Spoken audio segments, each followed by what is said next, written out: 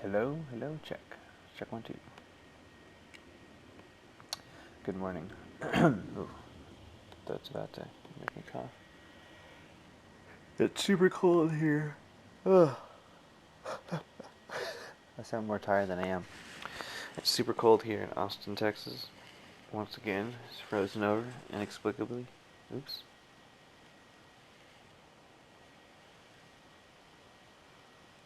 I almost tried to call my girlfriend. But she's trying to sleep. That's not good. Anyway, super cold here this morning.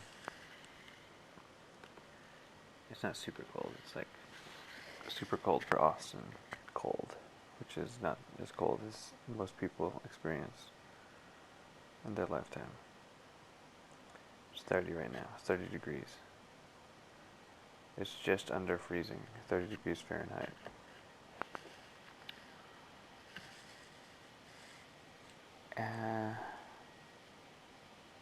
My name is Miguel Coronado. I'm an illustrator living in Austin, Texas. You can join me every morning for these studies. www.mciii.net, facebook.com/mc, or facebook.com/iiimciii. My username for Instagram, Crimson Daggers, conceptart.org. It's Mike086. So, thanks for joining me. I think we're going to try and change it up a little bit today in terms of like what we're going to do. I think I'm going to do a photo study, a movie still, but I'm going to really try and do a different method in the way I perform the study. So we'll experience this method together and see if it works out any better. It's basically a way to try and speed up the process. We were listening to Kid Zero and Brother Johnson, Welcome to Imperium City EP. And when I mean we, I meant only me, because there's no other viewers right now. Seems to be a hit or miss thing. People join in a little bit later. I feel like 9 a.m. is a little early for most people. But I gotta do this now and get it done with, because I don't really want to spend the entire day, the entire morning doing this. Okay. Let's just open up a new document. we're going to try out this new method, and it's not really a method I have actually. There's no actual method to it. I'm just thinking about how I'm going to do the study differently from the way I normally do it.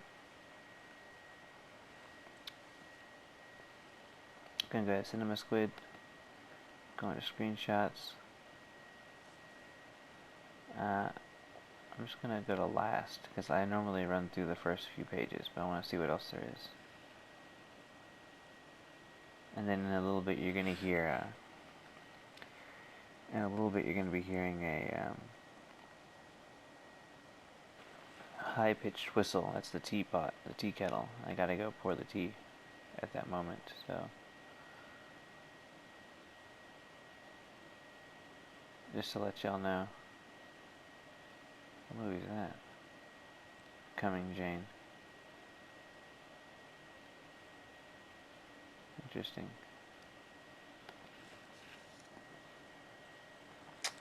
Right now I'm just trying to find a good film that's got some good stuff in it. A still, sorry, not a film. But I guess in a way it'll be a film too. I just need to find something that has a decent amount of textures or some cool color. I don't think I really finished that last study. I just kind of stopped. So right now I got lots out of it. Dragon Wars, oh my god.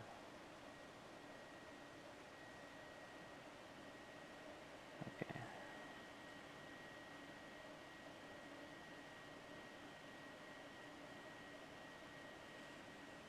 Just trying to see what there is here.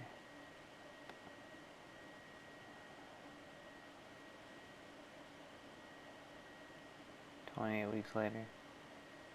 This, that kind of stands out to me. I don't really want to do that one because it's two people's faces. I'd rather have more of like a figure.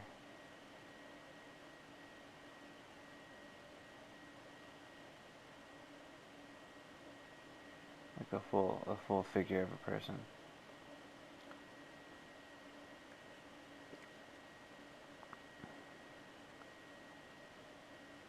Punisher Warzone. Young Wolverine, the movie.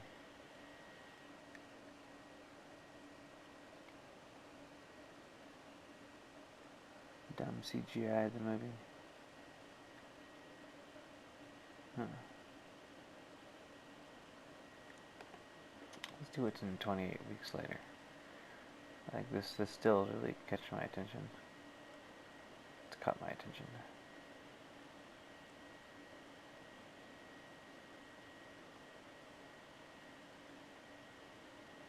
Okay. Biohazard, soldiers.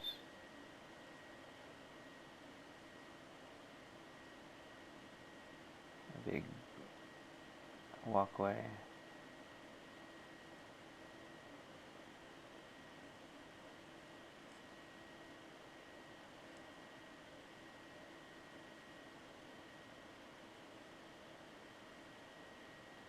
Soldiers, soldiers, soldiers. Oh, I didn't know she was in this movie.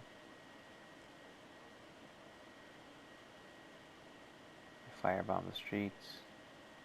Oh, he's in this movie too. Huh.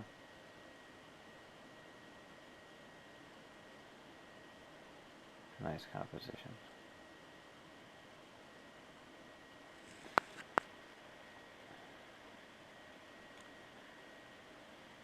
He's in this movie also. Wow, there's a bunch of just well-known people that are now like super, whatchamacallit, super famous. Yeah, I don't know about this one. I guess the soldier is okay.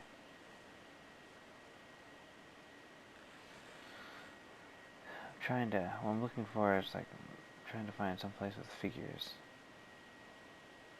Kingdom of Heaven.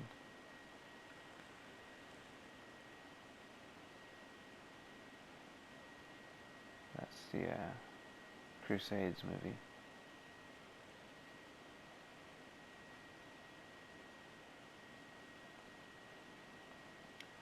There's a lot going on with these. These are good. As in terms of like the figures I'm kind of looking for.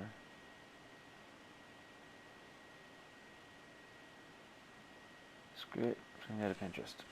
Anyway, my Pinterest is designed to help me do this stuff.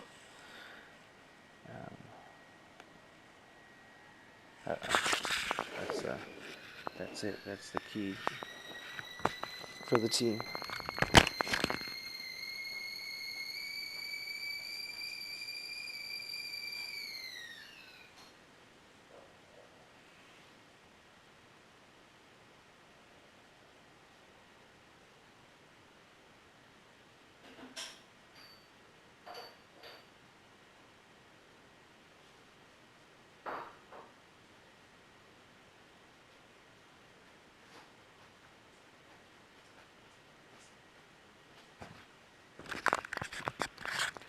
Okay.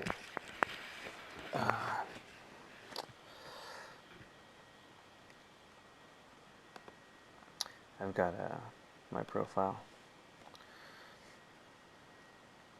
I've got to go to like my own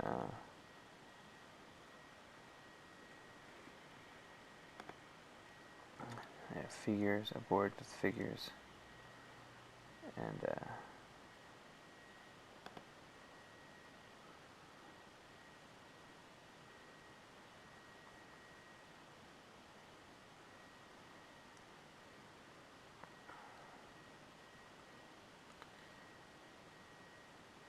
this is good. It's back. We'll do this back. That's what we'll do. Okay. We'll do one of them, not all of them. As soon as it loads.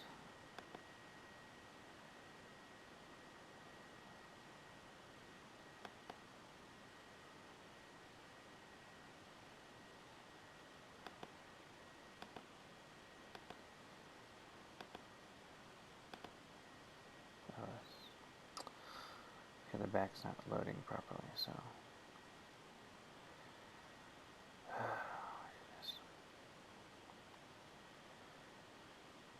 Taking way too long doing this. Here we go. This is good. We can do this guy. This naked dude who's like covered up, which is good because I don't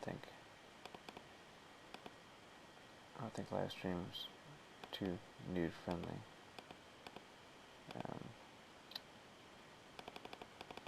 If it opens up, it'd be nice because I can then draw it.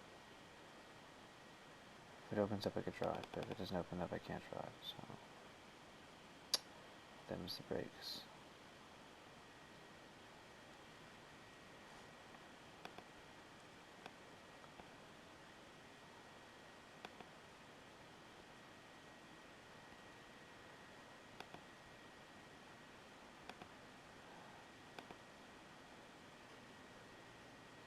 Oh, the back opened up. Okay. We'll do this back one. Copy image. Okay.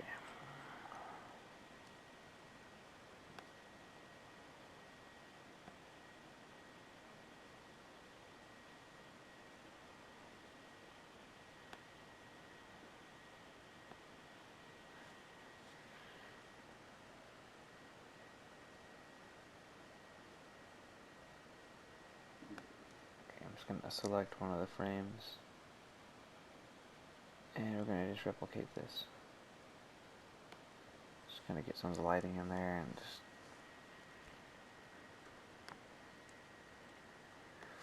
Now, let's go about how I'm going to do this. I've got a specific way I'm going to block in everything.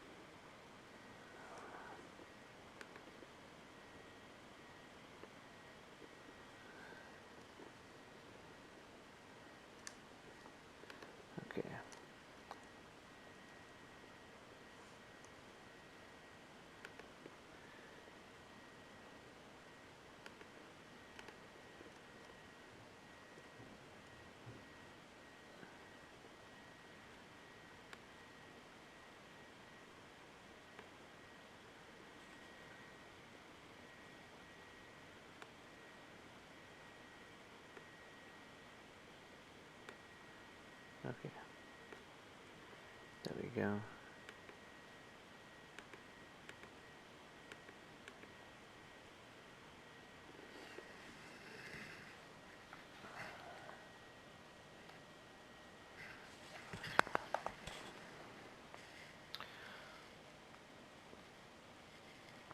Let's get started.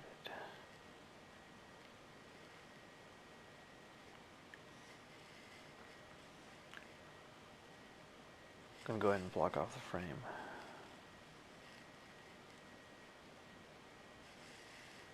I'm blocking off the frame because I want to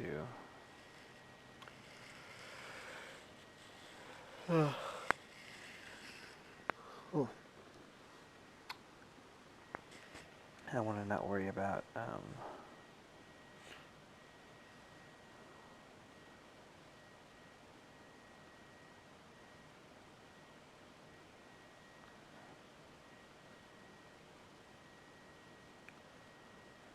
there we go. Here's the frame. Okay.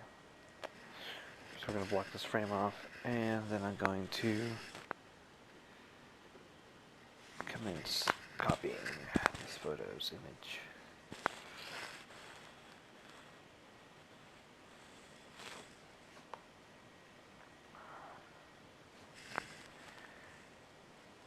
I'm going to start by selecting a brush that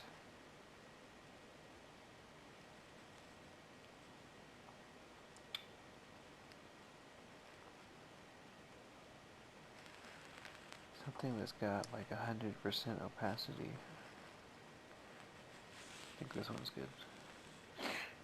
And right now, I'm just going to kind of block in everything at 100%. And then from here, I'm going to go ahead and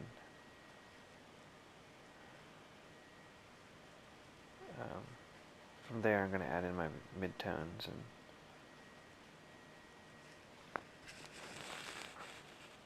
I'm going to try and do this in such a way that I could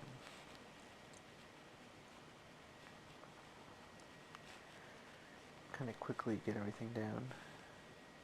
I mean, it's not going to look that quick, but like, I just want to kind of be able to get the general stuff that's going on down.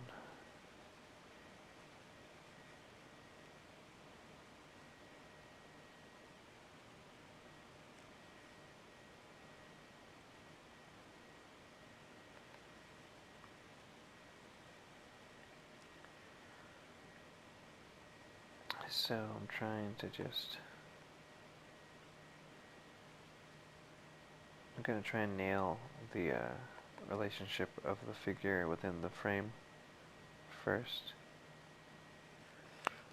And I wouldn't do this if it were like a life drawing, because if it were a life drawing there's no frame, right? You gotta like make up where the figure stands, but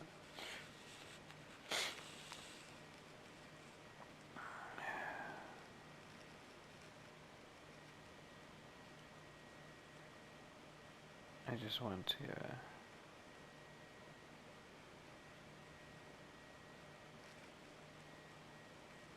I'm going to go back and forth with white and black until I get kind of like the whole silhouette nailed down before I continue.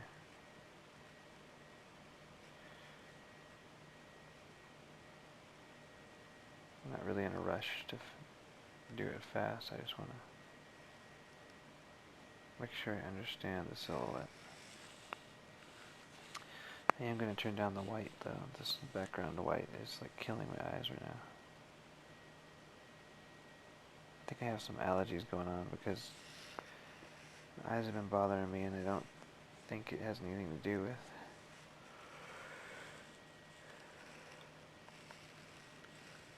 it doesn't have anything to do with what do you call it? That thing that I'm doing, looking at the monitor.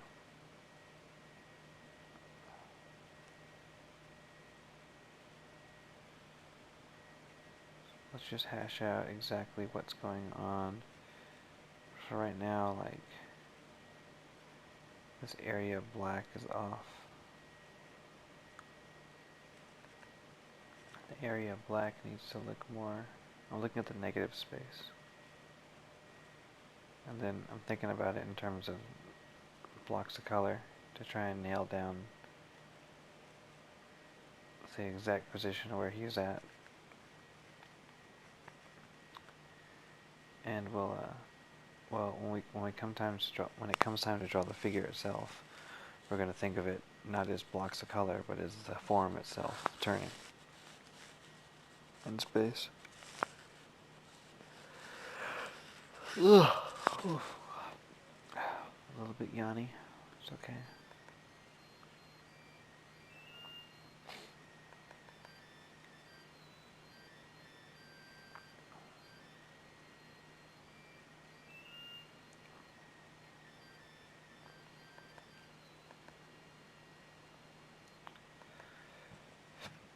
Okay.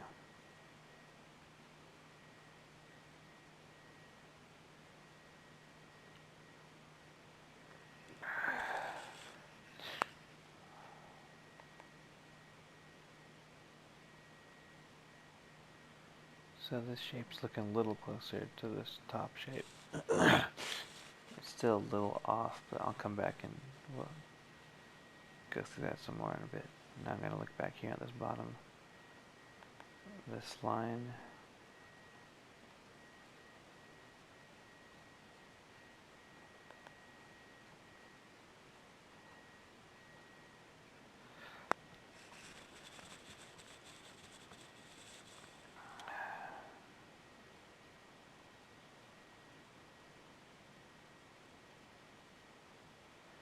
I'm just cutting the figure out of the background. Just trying to nail down the position of the figure in the frame, and then we'll worry about like the muscles and everything, the muscle groups and the forms. Just really want it to read. Now this is going to look confusing for y'all because he's standing in front of the white now. So I'm gonna paint this into black. So just bear with me because I'm not trying to paint in the actual background. I'm trying to paint in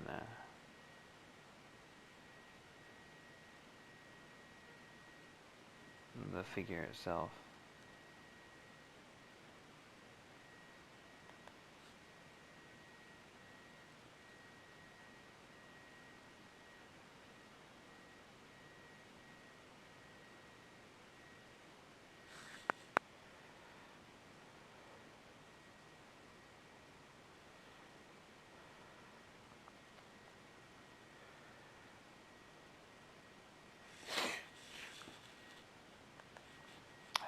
Let's see, there's this part I've hit the arm. This negative space is exposed here because of the way the arm's positioned.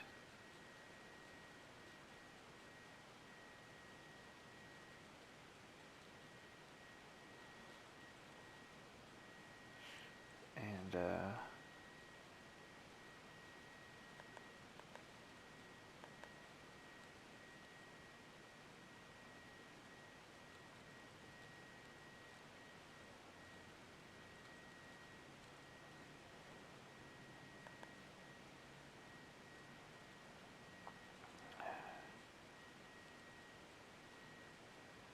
just trying to get the shapes translated. Okay. Now there's like there's a gap that's like from here to here. Okay.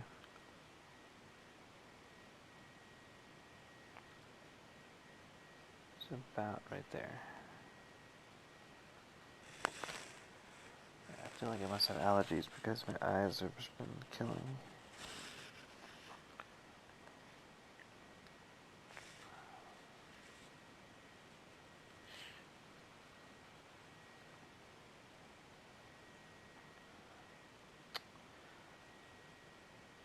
Okay, so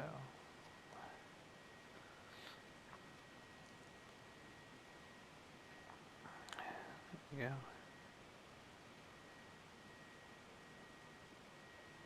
we're just going to try and make that silhouette match as best as possible. That distance is about right here. Now I'm going to come back in and tweak it all.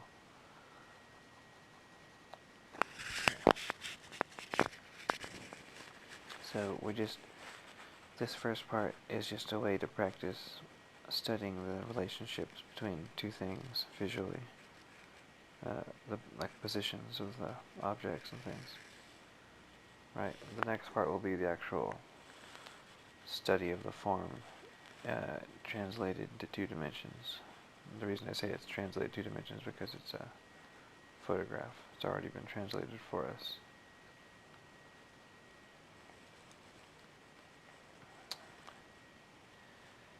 So we just need to nail the shape of the body now, because we've spent a good amount of time trying to figure out the exact positions of the negative space.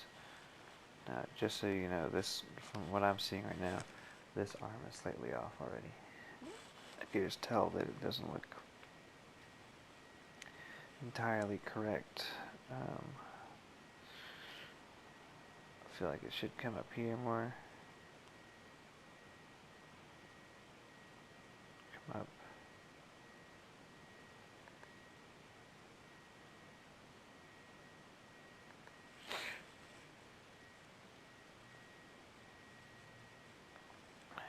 Okay. Yeah, so this part of the arm shouldn't be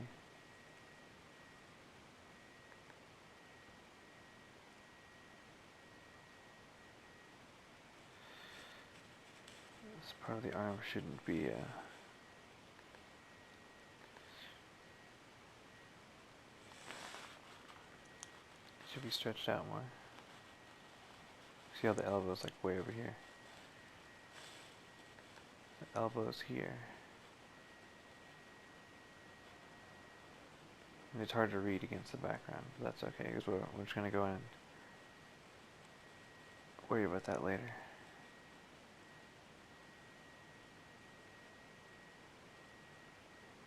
That's looking better.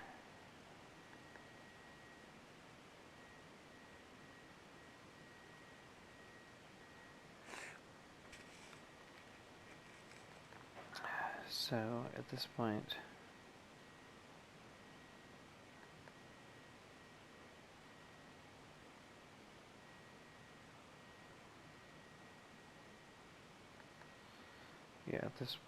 we've got a pretty close relationship of the form against the background. Some of it's a little off, especially in this area, because it's so dark from where the body is. It's kind of hard to read it exactly, but that's alright.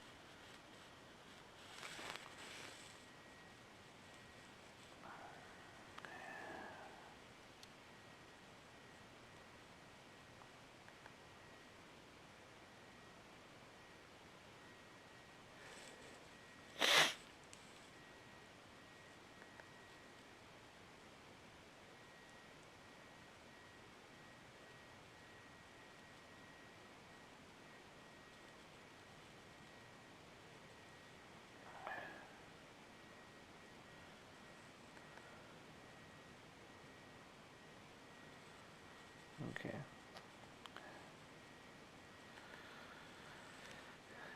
We're just refining everything, that's all. So if it looks like I'm taking a lot of time to do this, it's kind of the point of it. The whole point of it is just to make sure I'm pretty happy with how this is looking before I continue forward.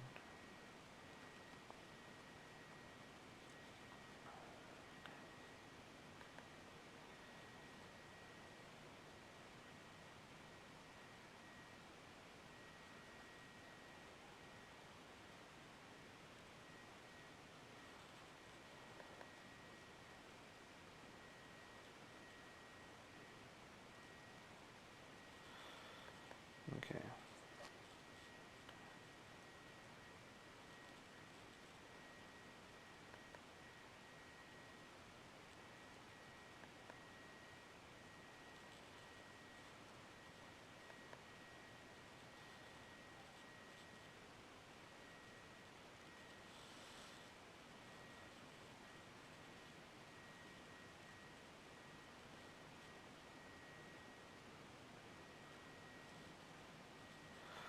Okay. Just sit here and we're gonna just carve out these shapes and make sure they match as much as possible. And then we're gonna stop and go back and really think about the actual shading of the figure.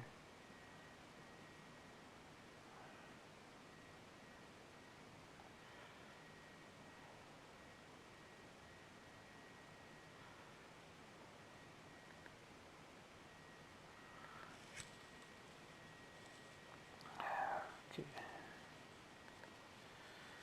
So I'm gonna try and nail the values at 100% opacity. And for me, that's how I don't normally work. Ugh. Excuse me.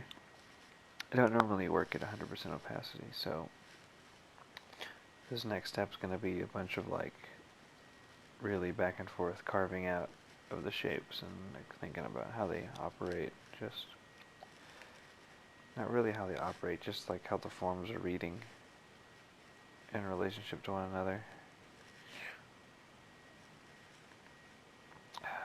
Some parts of this are a little off still.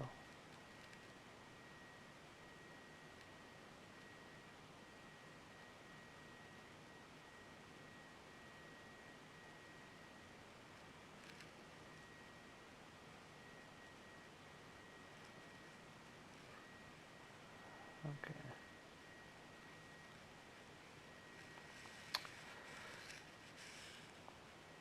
I'm just trying to identify what's off. This is probably not as big as it appears.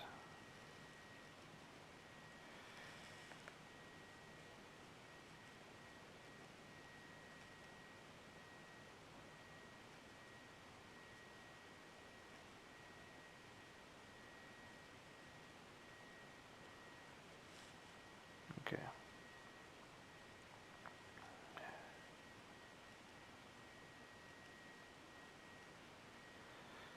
There we go.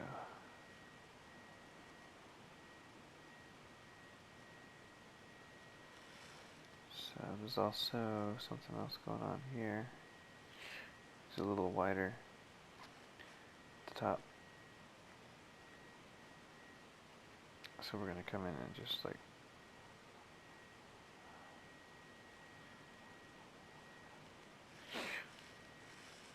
I want to kind of give him the bulk that he appears to be having.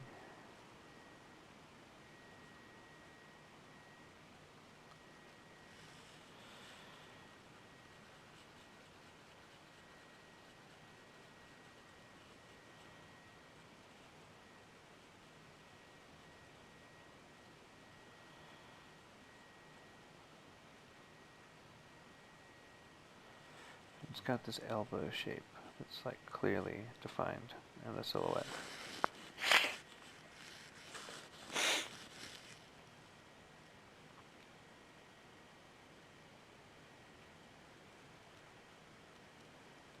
Anyway, there we go. Oh.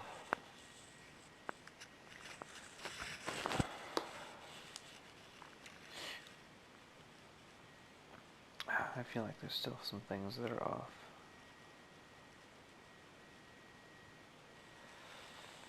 This should be more like that.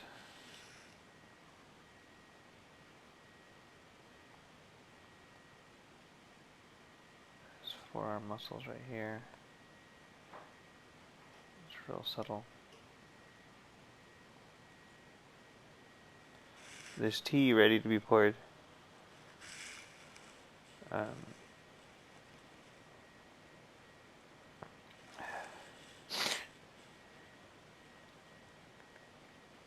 This stuff's pretty subtle on the sides of his body. Okay.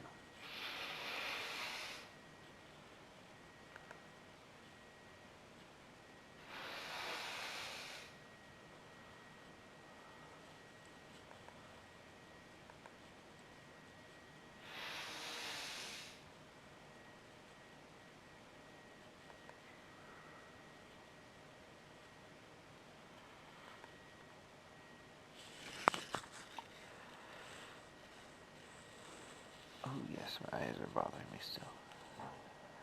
It must be allergies, because I just woke up from sleeping for several hours. They shouldn't be bothering me from the light.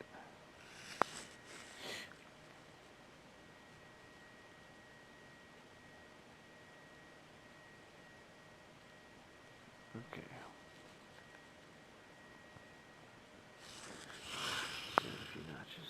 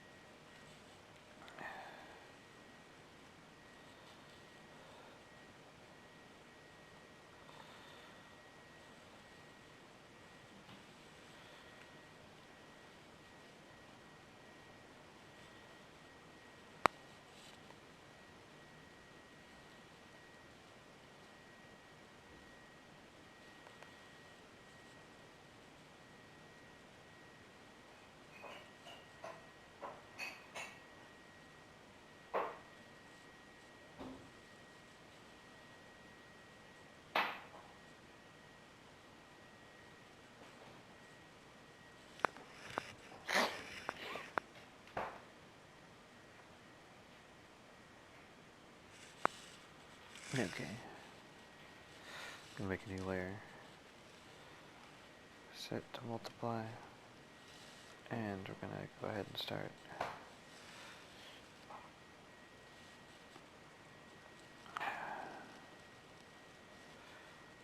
Blocking in some gray.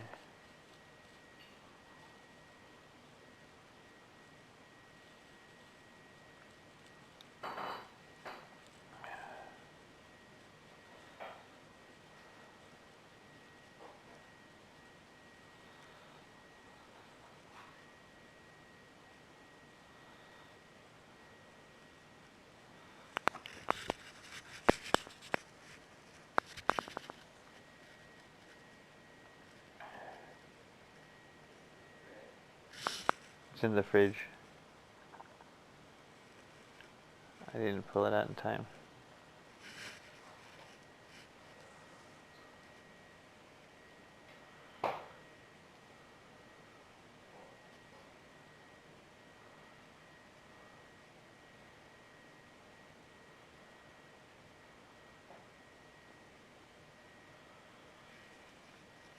Okay. I'm going to be right back. Let me just put this out real quick. I'll continue the study in a second. I just need to...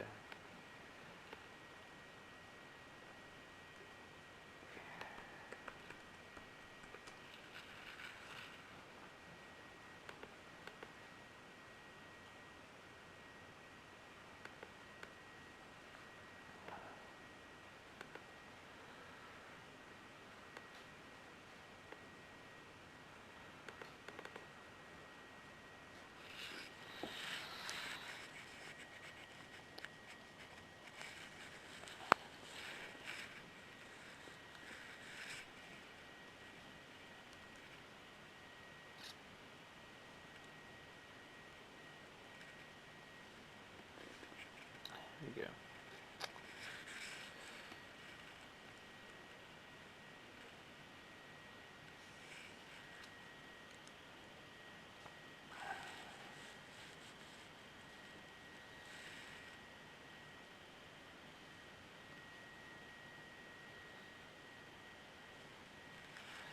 This works really well to study because I'm drawing a back. See how it works. It's just very, like, it's meant to be.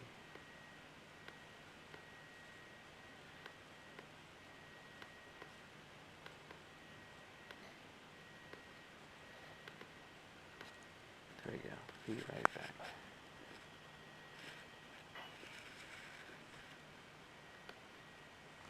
And it will kind of make up for that lost time later. I'll stay on a little later than I was going to. Let me just put on some music quick.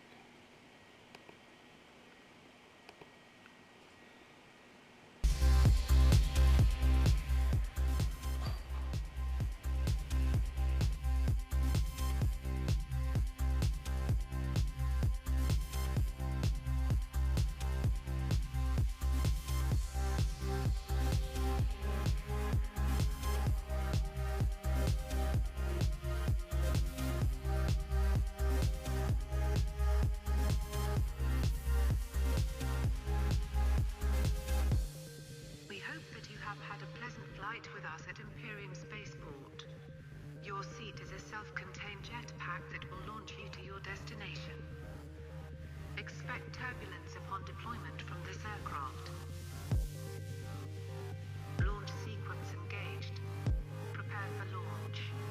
In 3, 2, 1. Disengage.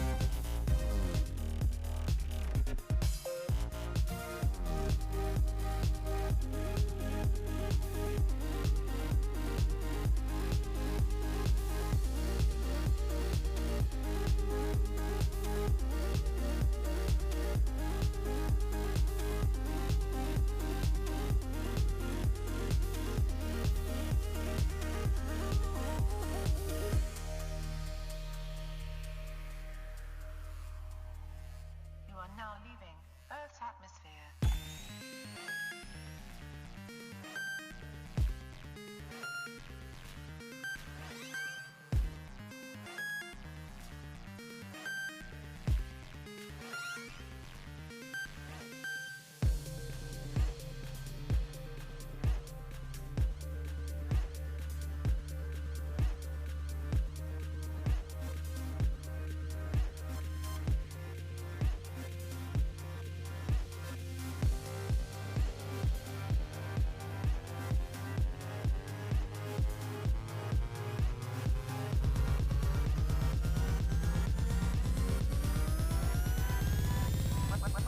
Welcome to Mars.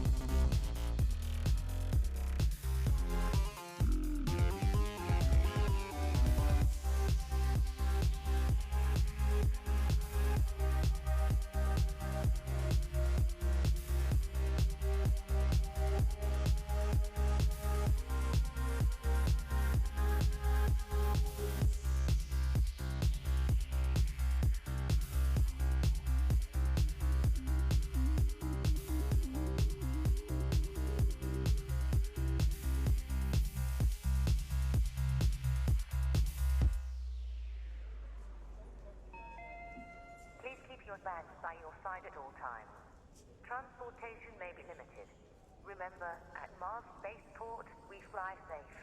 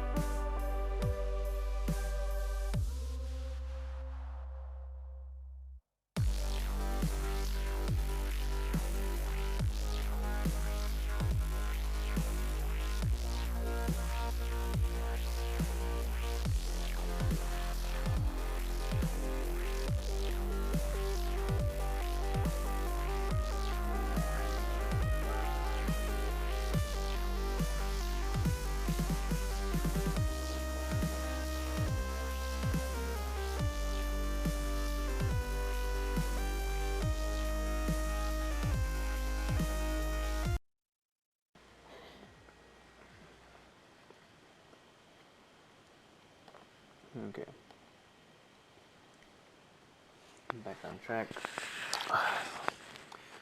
More back puns. I'm gonna stop doing this method that I started because I don't actually draw this way and I feel like it's silly to try and do it like this. So I'm gonna just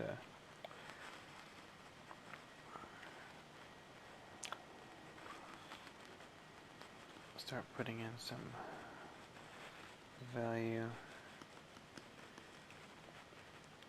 and I kind of just came to the conclusion that, like,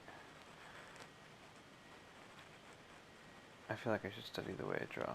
Anyway, trying out this new method's silly because it's super boring and not fun.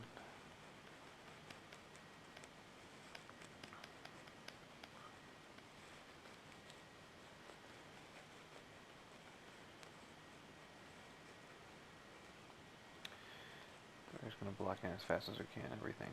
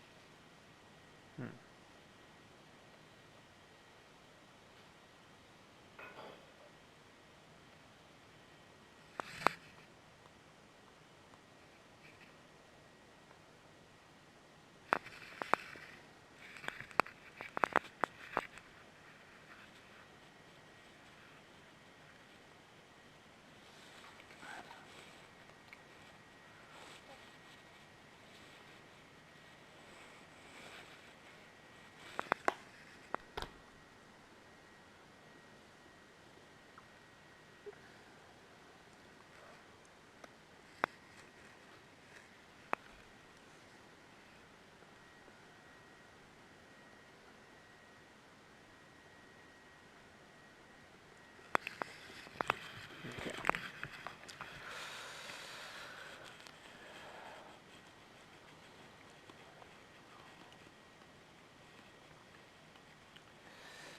Just gonna keep blocking in everything. Just gonna go faster. I think these next 2 days I'm gonna just get on here and not talk. I'm gonna just work with some music because I need to really focus, and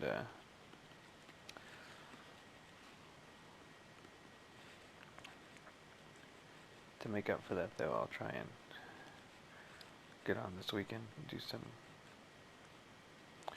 critiques and paintovers.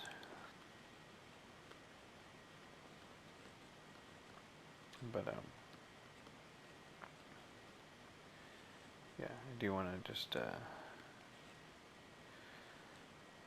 tomorrow really focus on like a still life or a study tomorrow.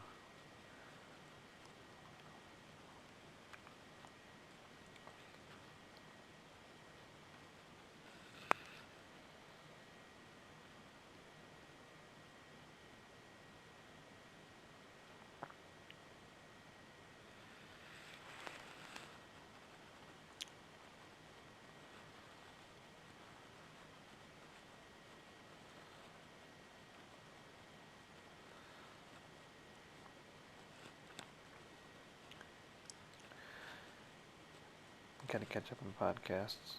The collective podcast is out. I think I'm still behind by 2 episodes. Then need to finish listening to the Level Up session with James Zapata. I've stopped. I'd like to listen to it though and finish that up.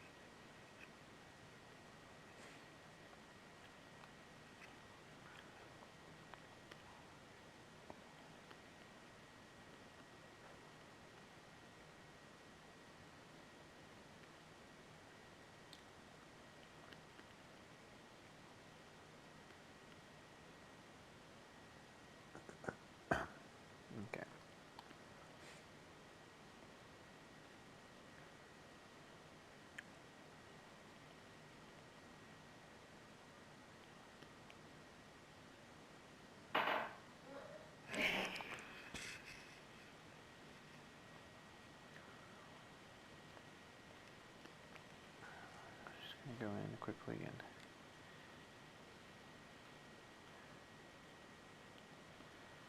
try and knock out these values.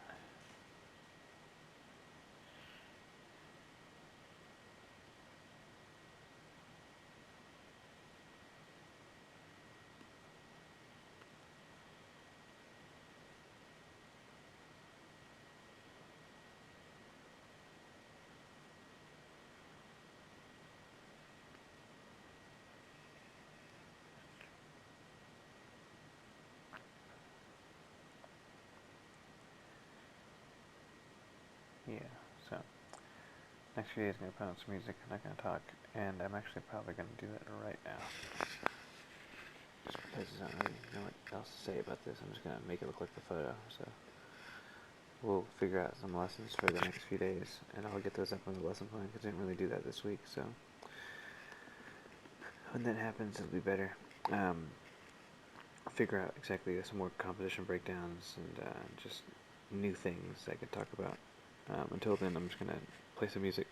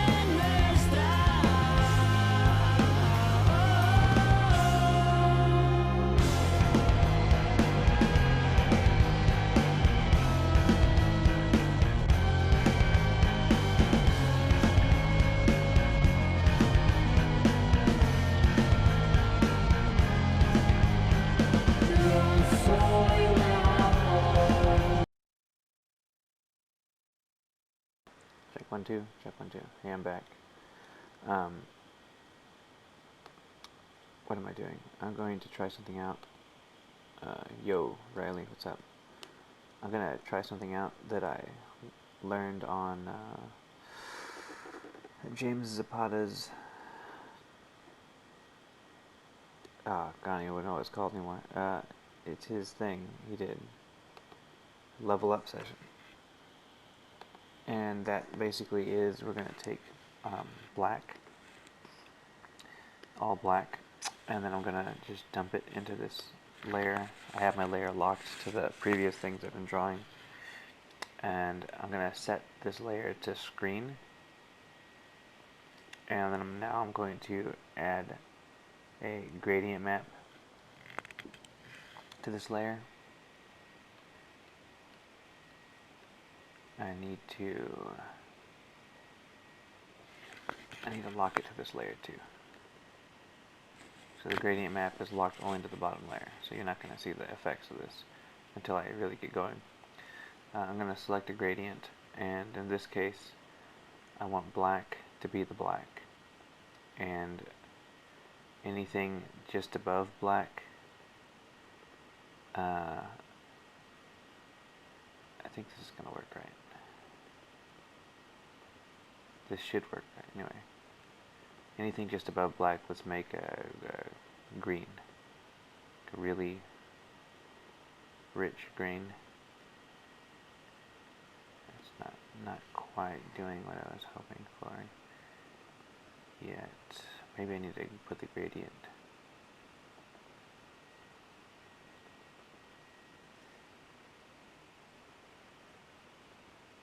I gotta separate this. Hold on a quick.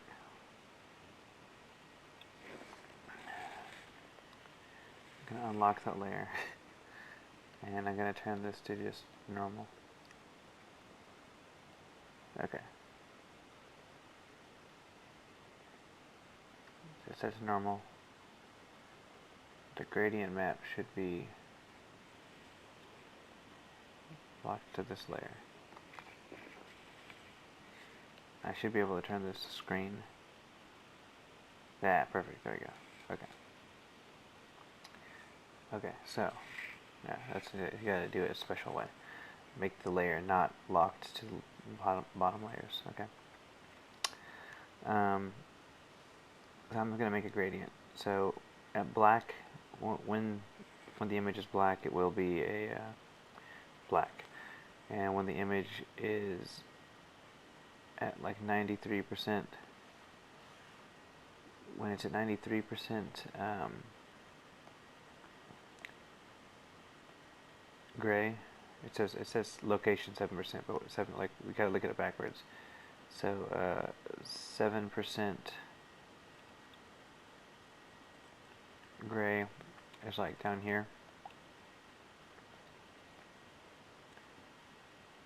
In terms of the HSB, 7% is down here. So at 7% it will be a really deep green. Maybe I can make it a little higher. Okay. And then at about 70% gray, we're going to make it more blue. And then right here at like 50%, at 50% gray, it will be turning even more blue. And at 30%, it will be super blue. And then we'll end on white. So white is white. Okay, click OK. I'm going to go to the black layer, and I'm going to just use this brush that I have, but I've got it set to white. So I got white on the brush, so if I create a new layer, you know, the brush is like, it's got opacity set, it's got a texture, it's real like chalky looking, charcoaly brush. But now that if I go back down to the black layer, if I come in here and start painting with the white on the black layer, oh, I'm gonna sneeze. Excuse me.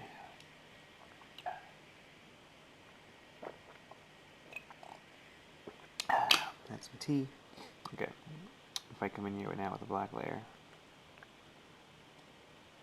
if I lightly brush in, oops, wrong layer. If I come into the black layer and I lightly brush in,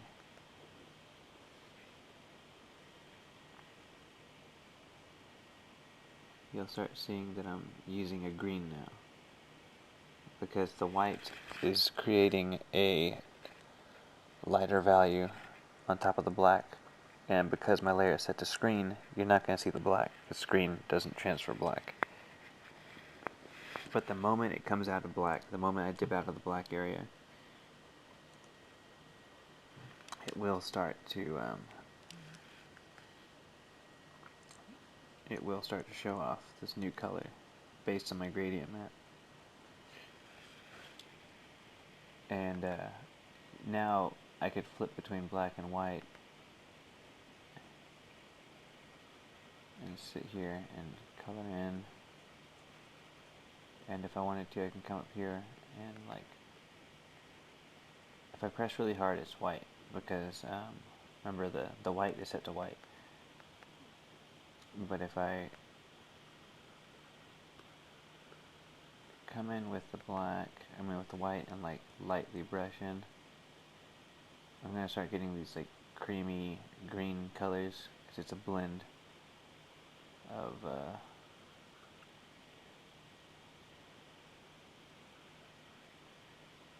it's a blend, right? So like what you're seeing is white is white.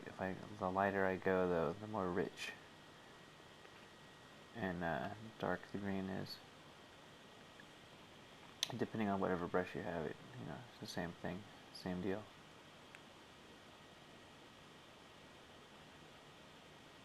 It looks like a better use of this, though, is to see, like, if I erase, it turns more green.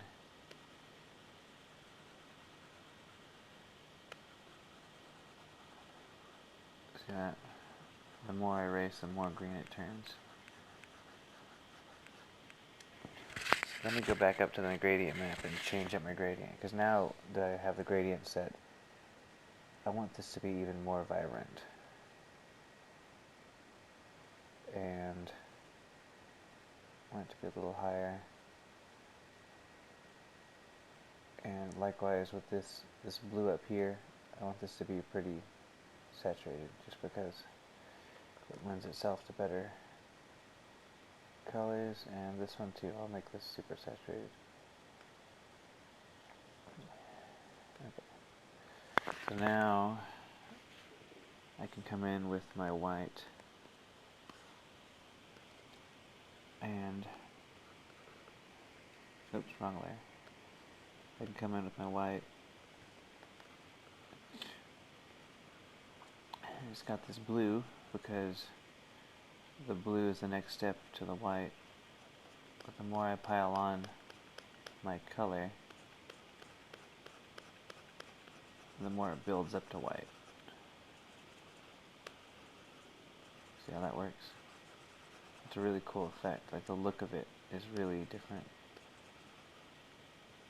And then if I go back in with black, taking all that down, let me just paint up the total area.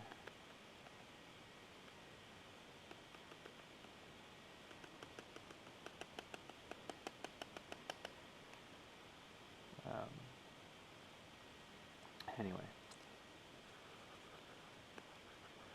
so I can come in now, and if I want to, I can like start. If I wanted to do like reflected shadows in a color,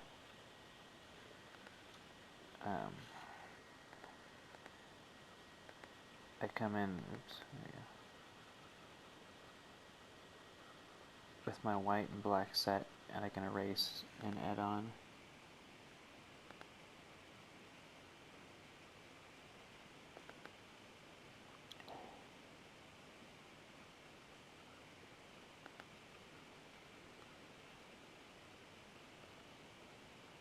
The more I erase and add on, you know, kind of just has like this little, able to come in here and cut in these new colors and just make things kind of pop off the background. And it's just a better way of, I mean, like, it's a different, not better way, it's just a different way of working, where like, you could just pick a color and add a rim light, but this naturally adds a variation to the rim light. Like, it adds a variation to what's going on just through the opacity of the brush.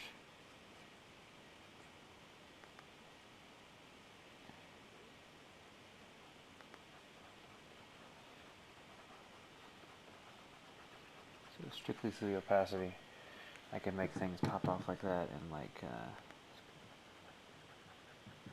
have a range of color that I'm working with, but I don't really have to think about it because I already planned it out. The plan's already been laid, so all I have to do is just come in here and go like, well, reflected light will be here. You know.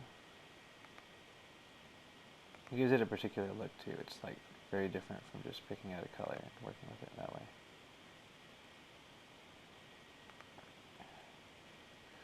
Anyway, this is on the, if you haven't already watched it, it's on James Zapata's Level Up episode. It's on YouTube. But you can totally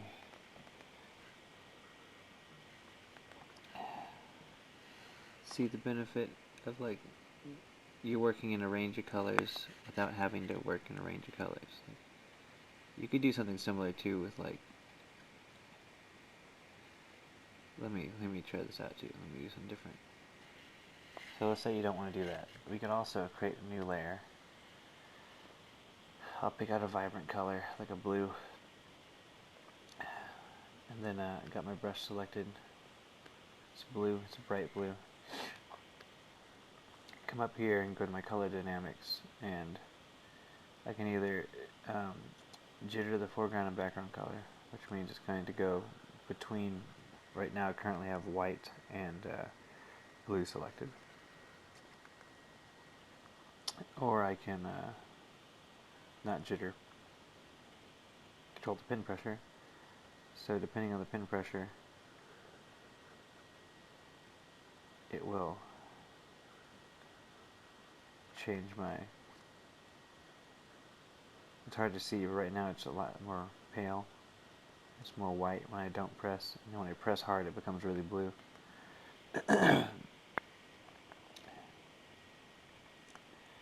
Or we do hue jitter and saturation jitter. We can also jitter the brightness. So the hue jitter is going to allow the hue to go back and forth, right? And it causes like this little rainbow effect. But you see how it has a specific look. And I could turn it down and it stays within the blues.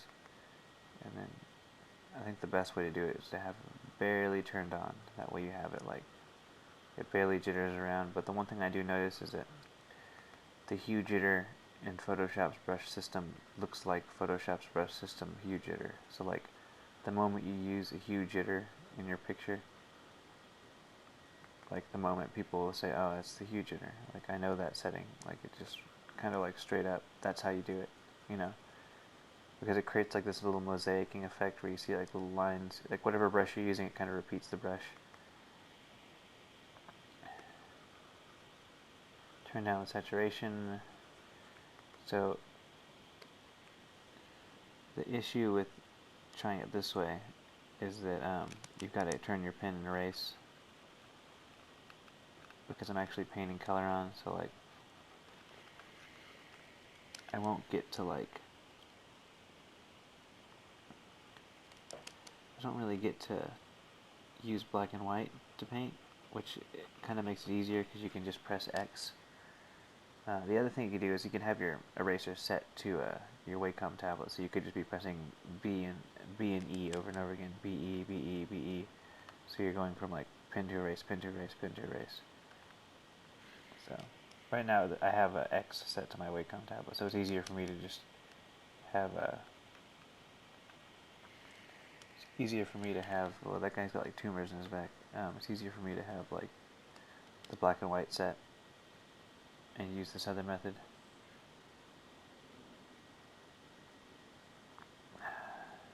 See how that works? Anyway, that's like a different kind of way of doing it, but it's not a gradient map, which is the thing that like I could also have too bright. I mean, you could have like red and blue, right? And then I could have my jitter turned on, background, foreground color. So you should see, it should switch between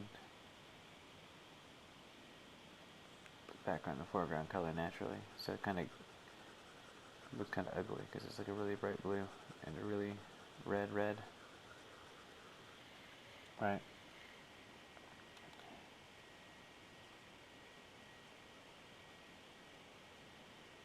You go in here and you can do like a reflected light still, but the gradient map just works better, I think, this method.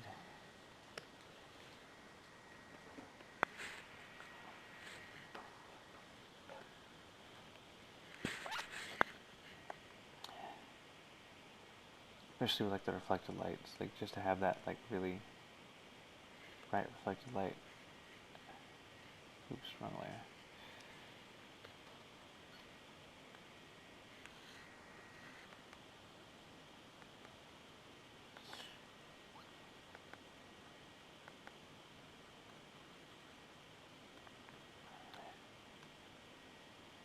Oh, I don't have my brush is still set to color dynamics. I gotta turn that off. There we go.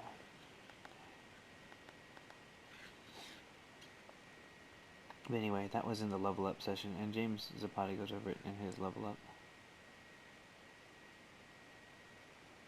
session. But if you've seen his work, you'll know that he does that a lot, like that reflected light that's really saturated, and that's how he achieves that. It's just a really cool effect.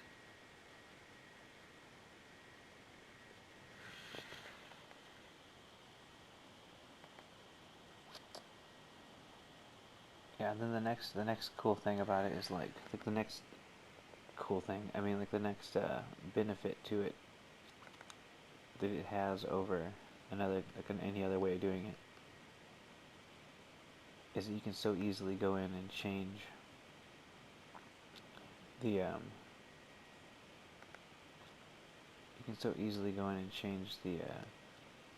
the colors you're using. And you don't have to use the HSB sliders. You don't actually have to go in and do like the hue saturation contrast, or not hue saturation and brightness. We could go in and just double click a gradient, and I could just click on any of these gradients I want. If I want it like more rainbow, oops.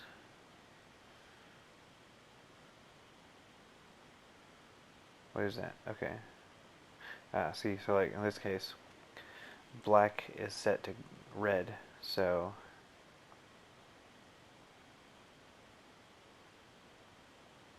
black is set to red. So the one thing you have to do is you have to set black to black. That's the one thing you gotta do. Set black to black, and then whatever other colors you want.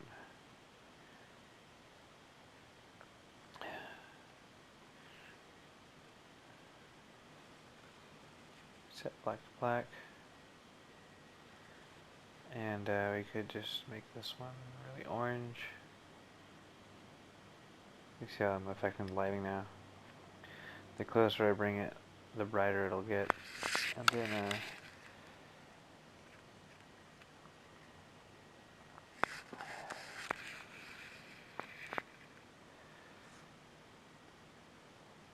it's a blue.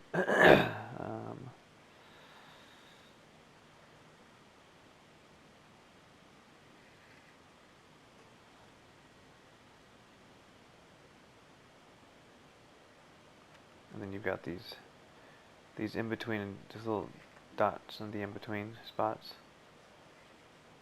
If I move it, you'll see these dots. Those dots are like the level of blend that the gradient will have. So the closer I get, the more red it'll bring in. See that? Anyway.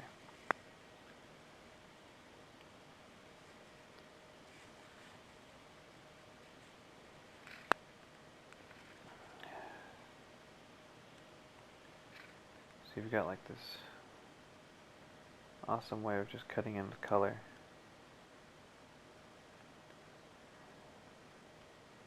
Anyway, wanted to test that out. Just show you all real quick. That's another thing. I feel like these daily studies, there's a time for you to just try out a new technique and play around with a new technique in the study, not during your actual work. Because if you mess up during your actual work, then you gotta go start over again or something, you know. Or you just waste a bunch of time, you know.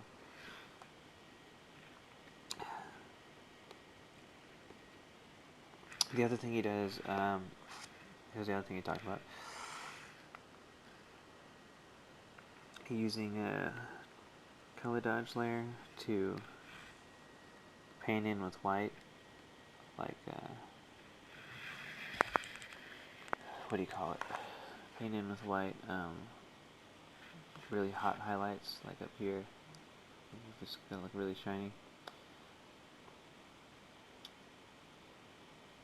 But something that happens when you paint in with white is that, like,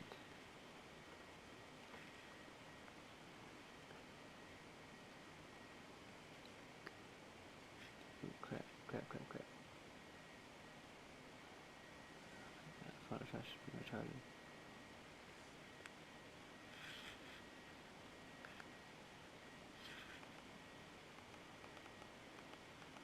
Anyway, when you paint in with white on the color dodge layer, it kind of just creates that glowy look, you know. But press lighter, a little lighter than you press hard, right? So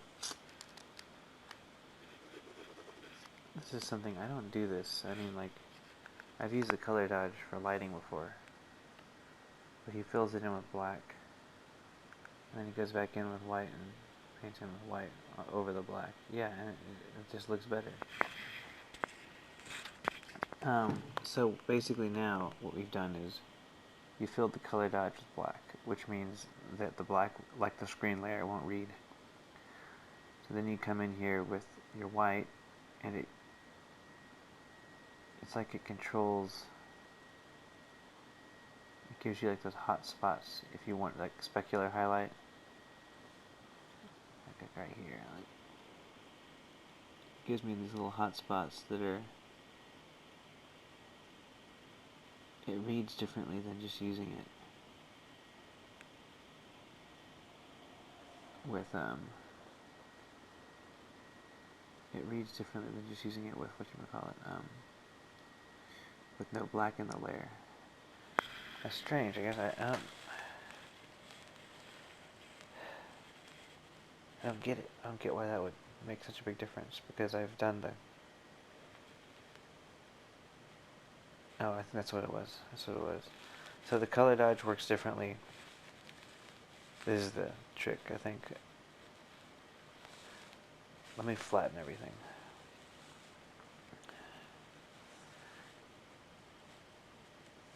Okay.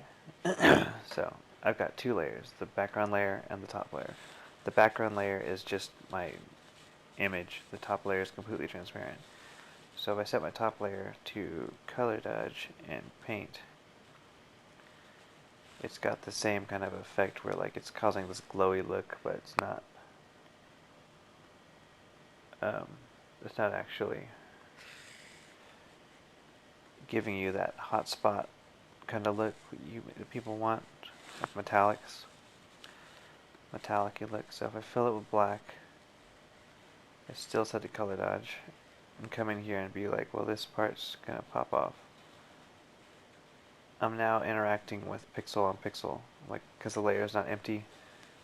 It's like two different colors that are blending. Now because it's white and black, the white's going to have a subtle fade off, because you're painting white on top of black instead of just pure white.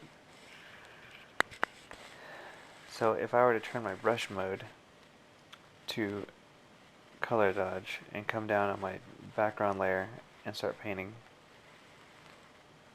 I have a similar effect. I have a similar effect if I just straight up paint on it, because I'm using pixels on top of pixels.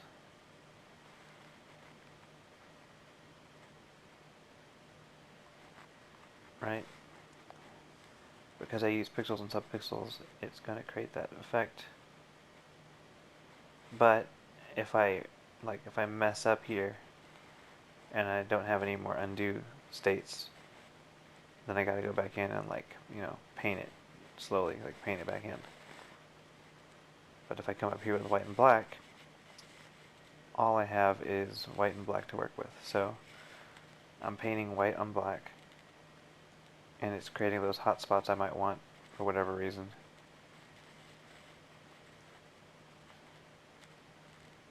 And then if I don't want it, I could just come back in with black and erase it.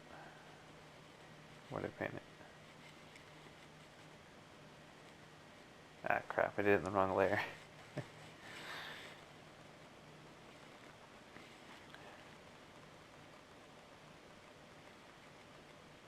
There we go. So, on this layer.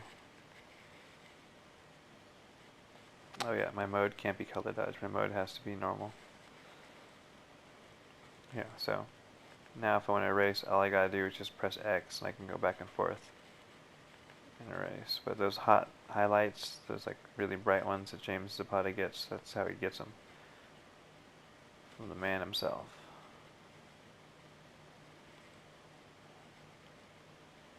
Anyway.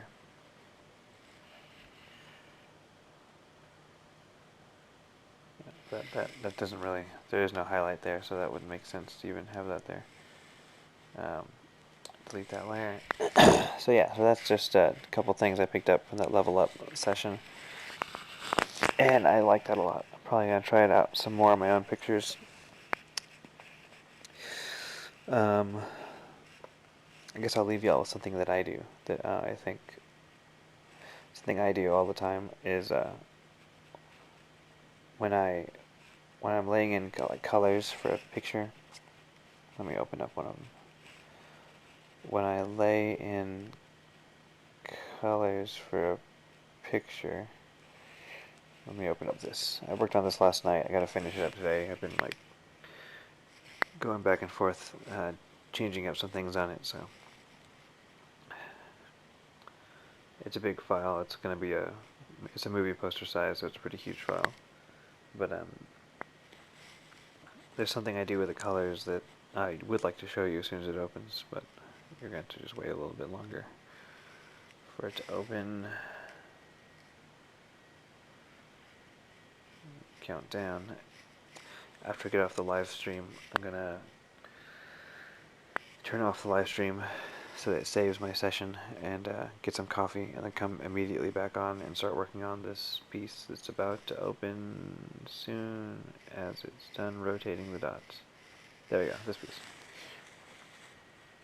So, something I do with my pieces is I like for them to have a unified lighting. Like I like for like the same kind of lighting to be across the board. So everyone kind of knows what local color is and what lighting color is. Like local color is the color of an object under just like white light. So like if you have a green jacket, your jacket's green even if you're underneath a red light. The local color is green. But one of the ways I unify my pictures is excuse me. One of the ways I unify my colors is that I dump in a color layer and I turn the color down. I could turn it down to like 10%, but more recently I've been using gradient maps to do the same thing. So there we go. It's a subtle change, but like I painted the green of her jacket in, her face, her hair, the fur on the jacket. I've got to actually paint the hand still. And I painted him separately with the colors I want him to look like, but then afterwards I come in with my color layer. I call it the color layer, but it's a gradient map. It's set to 32% opacity, and basically the shadows are cool, and then the highlights are warmer. That's how it works. So, and then in the end I'm going to come back in and paint in some more highlight area, like manually, right at the very end. But that's something that I do. I like to use the gradient map to unify the whole piece. And I used to use just a solid color layer set to color. So I dump in blue, set it to color, turn it to 30%, dump in gray, set it to color, take it down to like 10% so that I can desaturate everything just a little bit, just so it doesn't look too like garishly colorful. Anyway, I'm going to finish this as soon as I get done with the study stream, and I'm probably going to end the study stream right now too, because it's been going on for a while. Helix found it for those who are curious. Thank you very much. Yeah, I should have done that. Yeah, it's a level up session, James Zapata.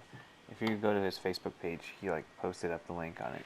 If you're following him, he posted up like yesterday or 2 days ago. Anyway, so yeah, thanks for joining me. I'm gonna go get some coffee, and I'll come back on and finish this piece. So I'm gonna be doing some final details. I'm gonna kind of unify the piece more, add in the titles for everything, and color her hand, which is a huge thing I need to finish. So yeah, that'll be kind of the final things I do for today. Yeah, that's it. So thanks for joining me. Oh, I really need to kind of apologize. I need to get the lesson plan up on, like, I've been making stuff up as I go, but I think that having that lesson plan really helps out. So I'm going to take some time, hopefully tonight, just depends if I forget or remember to, take some time to just put up a lesson plan so that if you're wanting to follow along, you can see that. even something simple like today's a still life. I mean, it's just enough for you to go, okay, I need to set up something to draw. I think part of me not setting up the lesson plan is because we did like 14 days of anatomy, so it was kind of like 14 days of like planned out things, and I kind of got a little bored just knowing ahead of time, just kind of feeling out the day in the morning, what I feel like doing. It's fun, but it's also kind of like, it's better to kind of focus on something. So, lesson plan, it'll be real simple like before, where it'll be like anatomy study, still life, photo study, and it'll be up to y'all to figure out whatever it is you want to study. Um, ideally it's something that's going to benefit you in your next piece, and ideally it's something that actually is a challenge that you need to like work up on. Like, don't do a portrait if all you draw is portraits. Don't just draw more portraits. Draw like a full figure. And if you draw figures all the time, characters, maybe try an environment. Or vice versa. If you draw environments all the time, draw a character. Or draw anatomy study. Try and do, when it comes to the study time, do something you're not as comfortable with, because that's your time to practice. And then always, like, drawing from life is going to be better than drawing from a photo. So that's just it's never going to be any different. Like, when you listen to all these, when you listen to a bunch of podcasts, you just know that, like, somebody always asks the artist that's being interviewed. Let me make sure I said that right. In the podcast interview with the artist, there's always someone that asks, how do you, like, what can you say about studying, right? That's just something you always hear. So go listen to any kind of artist interview with like a concept artist or an illustrator, and you'll always hear someone say, what do you have to say about studying? Number one, that's one of the dumbest questions, because it's not a real question. It's like you're arbitrarily asking someone to say anything about studying. Like, I could just say, studying's good, and that's it, I answered your question. You gotta make your question more specific. You gotta say something like, of all the different studies you've done, what's the most effective? Or, is there an effective way that you study that might not be the first method people think of? Like, you got to really narrow it down, because the answer to most people's questions is, what do you have to say about studying? The answer will always be, you should study. It's never not that answer. So it's just silly to hear people say that all the time. And it's never the interview question. That question always comes from the audience. Like, it's always when the interviewer is reading a chat or asking viewers to submit questions, some reason everyone always asks that question. What do you have to say about studying? Or likewise, what do you have to say about art education? It's such a dumb way of answering it. I mean, there's such a dumb way of like asking that question. The appropriate question would be, did going to art school benefit you in your career? How much of it did you take away? Like, how much of art school directly benefited you in your career? How much of not going to art school has directly been a detriment to your career? Or, you got to narrow it down. Make it like an arrow, and just really, straightforward. Don't make it so vague, because it's just silly. It's like, what do you have to say about eating dinner? You eat it? You like eating it? You don't like eating it? What do you have for dinner?